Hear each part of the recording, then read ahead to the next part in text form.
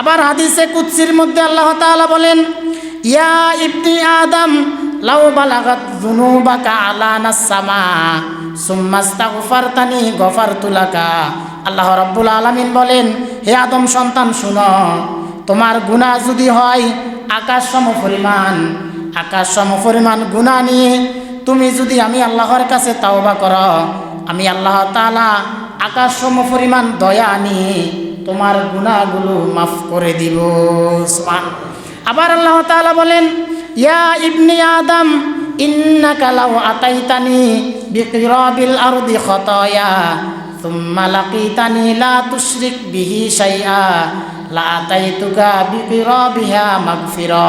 আল্লাহ তাআলা বলেন, হে আদম সন্তান শুনো, তুমি যদি এই পৃথিবী সম পরিমাণ গুনাহ করে ফেলো আর সেই গুনার ভিতরে যদি শিরকের গুনাহ না থাকে, তাহলে আমি আল্লাহ তাআলা আকাশ সম পরিমাণ এই পৃথিবী সম পরিমাণ দয়া নিয়ে তোমার জীবনের সকল গুনাহগুলো মাফ করে দিব। সুবহানাল্লাহ।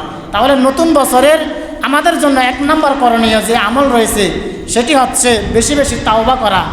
অর্থাৎ 2024 সালটা বা আমাদের জীবন থেকে যে সময়গুলো চলে গিয়েছে আমরা তেমন ইবাদত করতে পারি নাই, আমল করতে পারি নাই। যতটুকু আমল করেছি আল্লাহ তাআলা যেন মাফ করে দেন এবং সামনের দিকে যেন আমরা তাওবার মাধ্যমে আল্লাহর হুকুম আহকাম মেনে চলতে পারি। আল্লাহ তাআলা যেন সেই তৌফিক দান করেন। সকল বলে আমিন।